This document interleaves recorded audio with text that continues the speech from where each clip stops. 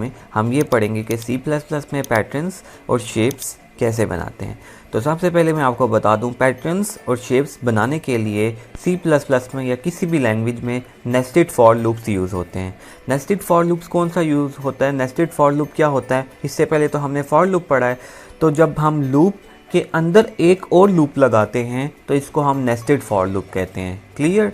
For example आप यहाँ पे देख सकते हैं, ये पिक्चर बनी हुई है, इसमें आपको नज़र आ रहा होगा ये रेड कलर का पहला लूप है। ठीक है, ये ब्रैकेट यहाँ पे क्लोज हो रही है। इस रेड कलर के लूप के अंदर एक और फॉर लूप लगा हुआ है। ठीक है, यानी कि लूप के अंदर एक और लूप, इसको हम नेस्टेड लूप कहते हैं। तो पैटर्न्स और शेप्स के लिए नेस्टेड फॉर लूप्स यूज़ होते हैं। क्लियर? और यहाँ पर आप देख रहे होंगे दो लूप्स हैं। तो ये जो पहला लूप होता है वो रोज़ के लिए यूज़ होता है, और जो उसके अंदर दूसरा लूप होता है वो कॉलम्स के लिए यूज़ होता है। क्लियर है बात? बस ये बात आपने याद रखनी है कि पहला वाला लूप रोज़ के लिए यूज़ होता है, दूसरे वाला जो लूप होता है वो कॉलम्स के लिए यूज़ होता है। शेप्स बनाना आपके लिए बहुत ईजी हो जाएगा। ठीक है, तो आज की इस वीडियो में हम इस तरह की कुछ शेप्स स्क्रीन के ऊपर ड्रा करना सीखेंगे, फिर आपको कुछ असाइनमेंट्स दूंगा, वो आपने करनी है। तो चलिए स्टार्ट करने हैं। तो सबसे पहले हम ये वाली जो शेप्स हैं आपके सामने नज़र आ रही हैं, पहले हम ये वाली शेप बनाते हैं। तो इसकी एक ईजी ट्रिक है शेप्स बनाने की। ठीक है, ईजी ट्रिक क्या है कि पहली बात लिखी हुई है, count rows in shape and write first loop, यानी कि शेप के अंदर जितनी भी जो मैक्सिमम जितनी भी रोज़ है ना वो काउंट कर लो और लूप लिख लो। तो कितनी रोज़ हैं, लेट्स सपोज हमने पहले ये वाली शेप बनानी है, तो इसके अंदर रोज़ काउंट करो कितनी है, 1 2 3 4 और ये 5 रोज़ है ना। इसका मतलब हम क्या करेंगे, लूप लिख लेंगे और रोज़ 5 लिखनी है उसकी। और बिल्कुल इसी तरह दूसरी जो उसने बात लिखी हुई है कि आपने मैक्सिमम कॉलम्स काउंट करने हैं और फिर दूसरा लूप लिख लेना है। बात समझ आ गई? जस्ट 2 लूप्स लिखने हैं। पहला लूप आपने रोज़ को काउंट करके लिखना है, दूसरा लूप जितने उसके अंदर मैक्सिमम कॉलम्स होंगे वो आपने लिखने हैं। मैक्सिमम कॉलम से क्या मतलब है ये भी मैं आपको बताऊंगा। तो चलें, सबसे पहले हम क्या करते हैं, इस शेप की हमने रोज़ काउंट की, कितनी है, 1 2 3 4 5 रोज़ हैं। तो हम 5 रोज़ के लिए यहाँ पर पहला लूप लगाते हैं। तो यहाँ पे आप देख सकते हैं ये हमने क्या किया है, पहला लूप लगा दिया है और इसके ऊपर मैं रोज़ लिख देता हूँ। अब यहाँ पे कितनी रोज़ थी शेप के अंदर, 5 रोज़ थी ना। तो मैंने क्या करना है, जस्ट यहाँ पे जो कंडीशन होगी ना उसको मैंने 5 करना है। ठीक है, क्योंकि 5 रोज़ हैं इसके अंदर। इसी लूप को मैं क्या करता हूँ, यहाँ से कॉपी करता हूँ और हम दोबारा अपनी शेप्स में आते हैं। पहला लूप तो हमने कर लिया, अब दूसरे वाले लूप की बारी है।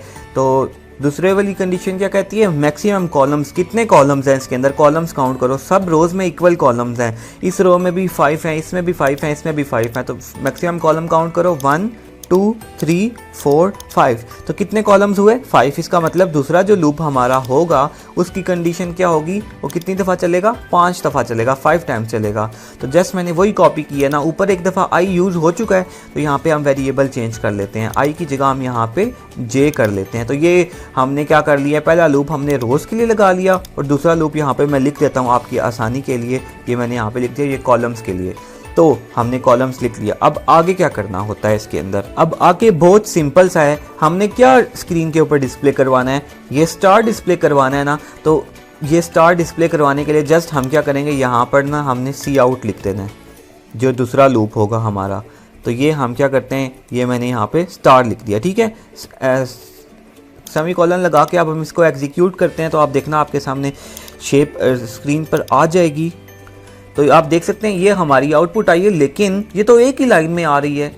ठीक है, ये तो वो वाली शेप नहीं बनी। वो क्यों, उसकी ये रीज़न है, यहाँ पे आप देखें, आपने ये चीज़ देखनी है कि जब एक रो ख़त्म होती है तो कर्सर क्या करता है, नेक्स्ट लाइन में जाता है। तो नेक्स्ट लाइन में जाने के लिए सी प्लस प्लस में हमने क्या पढ़ा हुआ है, हमने कहा है कि जब नेक्स्ट लाइन में जाते हैं तो एंड एल को यूज़ करते हैं। तो अब हमने सी आउट एंड एल लगाना है, लेकिन एंड एल कहाँ पर लगाना है, बात ये है, ये देखो, ये यहाँ पे लगाना है या इस दूसरे लूप के अंदर लगाना है या यहाँ पर कहाँ पे लगाना है। तो वो हमें शेप से देख के पता चलता है। ये बहुत टेक्निकल चीज़ होती है कि एंड एल कहाँ पे लगाना है। तो वो आपको मैं आसान तरीका बता देता हूँ। वो ये है कि आप देखो एंड एल शेप में देखो कहाँ पे यूज़ हो रहा है। ये पहली रो थी ना, जब पहली रो कंप्लीट हो रही है, तब एंड एल लग रहा है। बात समझ गई हो ना। तो रो कंप्लीट कब होती है, जब रो वाला लूप कंप्लीट होता है। तो हम वापस आते हैं, तो रो वाला लूप कौन सा था, ये वाला। तो यहाँ पे क्लिक करते हैं हम, ठीक है। तो यहाँ पे जब हम क्लिक करते हैं तो ये देखें ब्रैकेट्स का पेयर बन गया है, ये जो रेड आपके सामने हाईलाइट हुआ हुआ है। तो ये इसका मतलब यहाँ पे ये वाला लूप ख़त्म हो रहा है, ठीक है।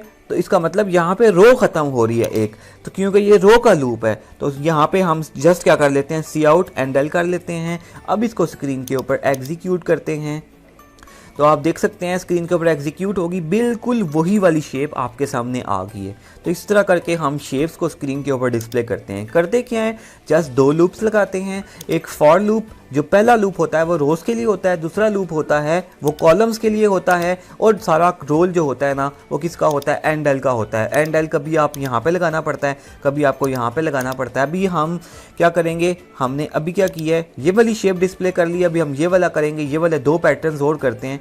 और उसके अलावा कभी ऐसा होता है शेप्स में स्टार्स बने हुए आ रहे होते हैं, कभी 1 2 3 4 5 यानी 1 2 डिस्प्ले करवानी होती है, कभी उल्टी 1 2 डिस्प्ले करवानी होती है। तो हमारा देखो पैटर्न यही वाला है, इसमें जस्ट 1 2 3 4 5 है। तो अब हम ये वाली जो पैटर्न है ना इसको ड्रॉ करते हैं। पैटर्न वही है जैसे इसमें 1 2 3 4 5 1 2 3 4 5 आ रहा है। तो ये आप कैसे कर सकते हो, तो यहाँ पे हम आते हैं, ये स्टार डिस्प्ले हो रहा था ना, तो इसकी जगह हम क्या कर लेते हैं, यहाँ पे कर लेते हैं J+1, ठीक है। अब इसको हम एग्जीक्यूट करते हैं, तो आपके सामने देखो रिजल्ट आ गया। ये आप देख सकते हो 1 2 3 4 5 1 2 3 4 5 वही वाला जो पैटर्न था वो यहाँ पर बना हुआ आ गया है। बात समझ गई हो, ओके।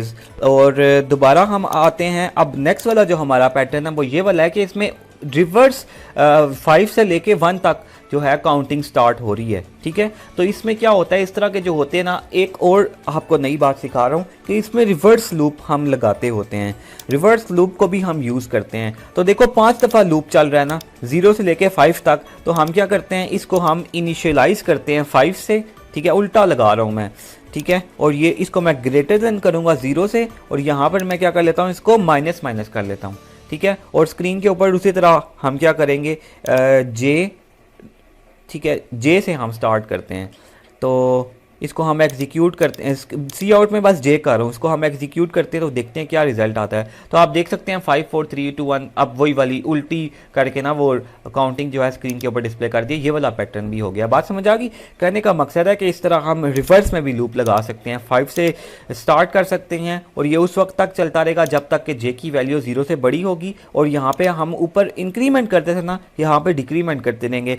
हर एक दफ़ा आइट्रेशन के बाद उसमें जे की एक वैल्यू कम हो जाएगी। जैसे यहाँ पे इंक्रीमेंट में एक वैल्यू जे की इंक्रीज, आई की इंक्रीज हो जाती थी, ठीक है। तो अभी हमने ये वाली 3 जो शेप्स हैं वो बना ली हैं। अब हम क्या करेंगे, ये वाला जो पैटर्न है ना इसको हमने डिस्प्ले करना है, ठीक है।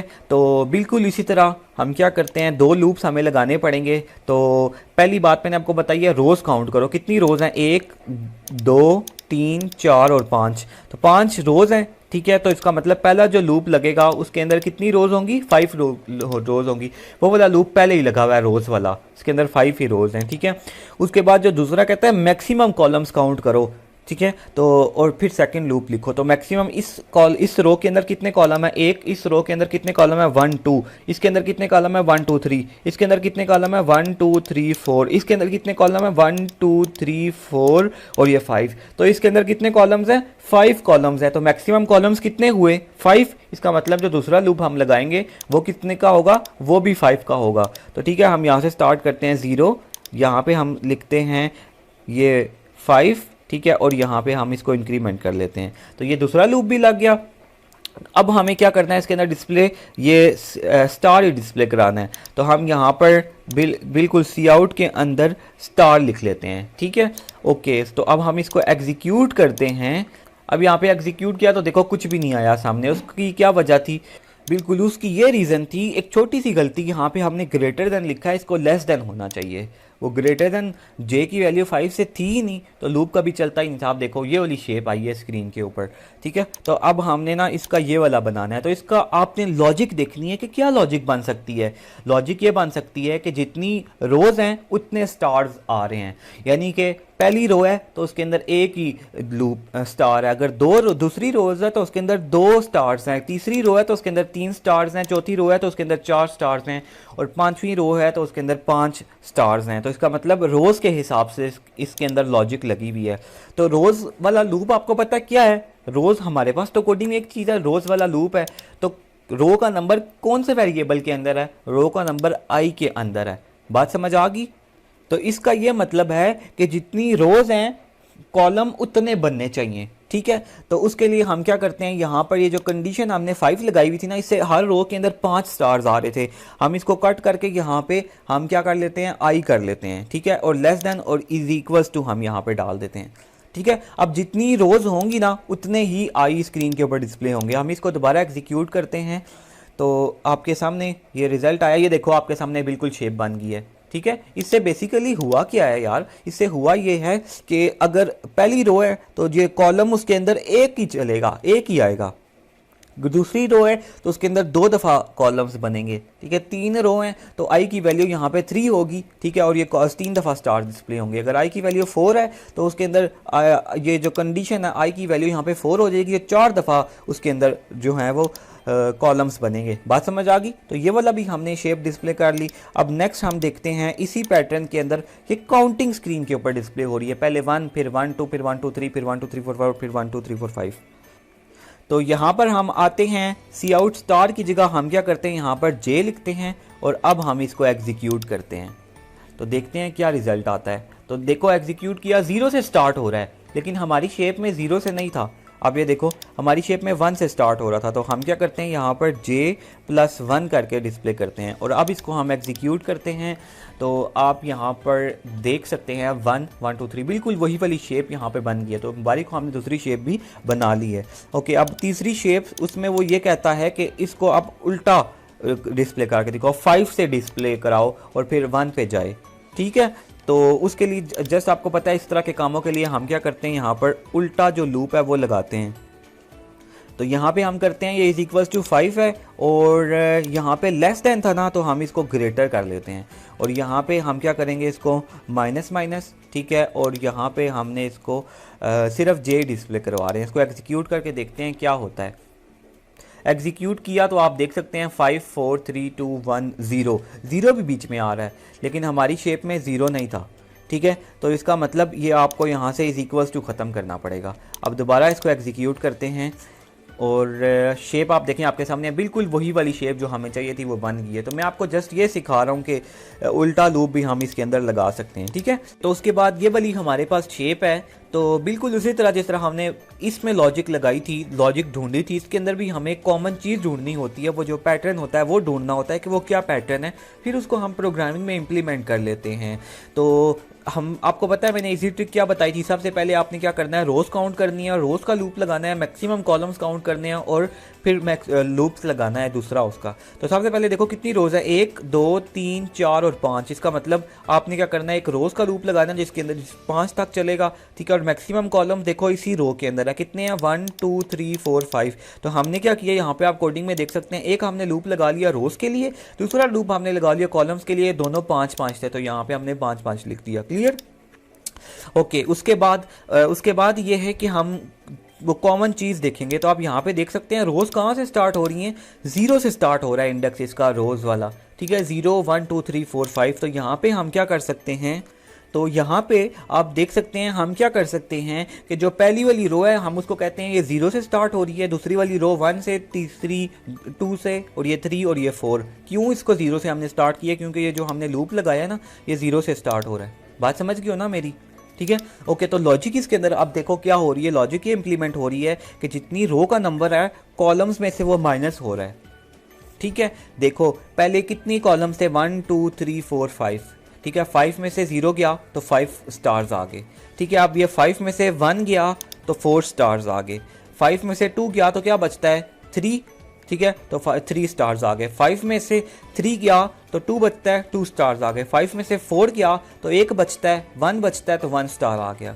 ठीक है। तो हमें भी जस्ट यहाँ पे यही लॉजिक लगानी पड़ेगी कॉलम्स वाले के अंदर। कॉलम्स की क्या लॉजिक थी कि जितनी रोज़ माइनस हो रही हैं तो 5 माइनस करते हैं, ठीक है। कितनी रोज़ हैं हमें क्या पता, आई के अंदर है रोज़ आ रही हैं, ठीक है। तो आई के अंदर रोज़ आ रही थी, हमने 5 माइनस आई कर दिया। जस्ट हम इसको एग्जीक्यूट करते हैं यहाँ पर, अब देखते हैं कि क्या रिजल्ट बनता है। तो ये आप देख सकते हैं वही वाली शेप जो हमें चाहिए थी वही स्क्रीन के ऊपर आ गई है। बात समझ आ गई। तो ये हमने इसकी लॉजिक लगाई है और ये भी हमने भी कर लिया। अब ये वाला आप देख सकते हो, ये बिल्कुल उसी तरह अब स्टार्स की जगह हमें वहाँ पर वेरिएबल लगाना पड़ेगा। तो ये 1 2 3 4 5 से स्टार्ट हो रही है। तो यहाँ पर हम क्या करते हैं, जस्ट यहाँ पर हम j+1 करते हैं, क्योंकि देखो j 0 से स्टार्ट हो रहा है। अगर j खाली लिखता तो वो 0 भी आता उसमें, तो मैंने j+1 कर दिया है। अब स्क्रीन के ऊपर डिस्प्ले करा के देखते हैं, तो देखो 1 2 3 4 5 बिल्कुल वही वाली शेप जो हमें चाहिए थी, ठीक है, वो भी आ गई। और तीसरी वाली आप देख सकते हो, इसके अंदर क्या 5 से स्टार्ट हो रहा है। तो हमें क्या करना पड़ेगा, जस्ट यहाँ पर इसको उल्टा करना पड़ेगा। 0 से स्टार्ट होता था, 5 से स्टार्ट करते हैं, ठीक है। और यहाँ पे लेस देन था, इसको ग्रेटर देन कर लेते हैं। और यहाँ पे माइनस था, प्लस था, इसको माइनस माइनस कर लेते हैं, ठीक है। और ये j+1 था, तो मैं सिर्फ इसको j ही कर रहा हूँ। अब इसको हम एग्जीक्यूट करते हैं और देखते हैं। तो ये देखो आपके सामने ये आ गया है, ठीक है। तो यहाँ पे लेस देन है, तो इसको हम इक्वल टू भी डाल देते हैं, ठीक है। अब हम इसको एग्जीक्यूट करते हैं तो देखते हैं कि क्या बनता है। तो ये आप देखो, जो हमें शेप चाहिए थी बिल्कुल वही शेप स्क्रीन के ऊपर आ गई है, ठीक है। तो आज की इस वीडियो में हमने शेप्स बनाना सीखा है।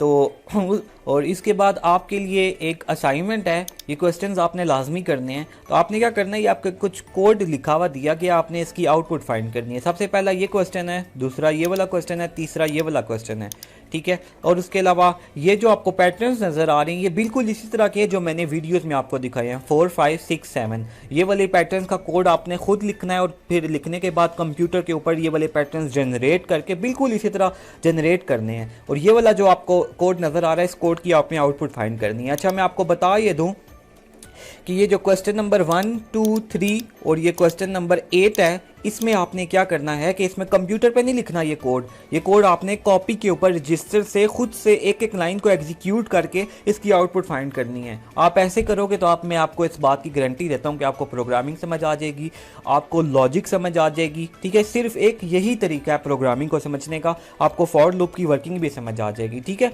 जबकि ये वाले जो क्वेश्चंस हैं 4 5 6 7 ये आपने कंप्यूटर पे करने हैं, या अगर बेशक इसको कॉपी पे पहले लॉजिक बना लो फिर इसको कंप्यूटर पे कर लो, जैसे आपको आसान लगता है। तो फिर मिलेंगे नेक्स्ट वीडियो में। आज की इस वीडियो में हमने ये सीखा है कि ये एक बाहर वाला लूप होता है, एक अंदर वाला लूप होता है, आउटर लूप और इनर लूप। ये नेस्टेड लूप के अंदर कैसे यूज़ होते हैं। फिर हमने शेप्स की ट्रिक सीखी है कि पहले वाला जो होता है वो कैसे होता है, दूसरे वाला कैसे होता है। उसके बाद हमने एंड एल को यूज़ करना सीखा है लूप्स के अंदर। फिर हमने रिवर्स लूप लगाए हैं। और ये जो आपके सामने असाइनमेंट है ये आपने सॉल्व ज़रूर करनी है। अपना ख्याल रखिएगा, फिर मिलेंगे नेक्स्ट वीडियो में। मैं आपको कुछ डिफ़िकल्ट शेप्स बनाना सिखाऊंगा। अल्लाह हाफिज़। आप मुझे व्हाट्सएप कर सकते हैं, फेसबुक पर ज्वाइन कर सकते हैं, मेरा ईमेल और वेबसाइट आपके सामने है। Thank you.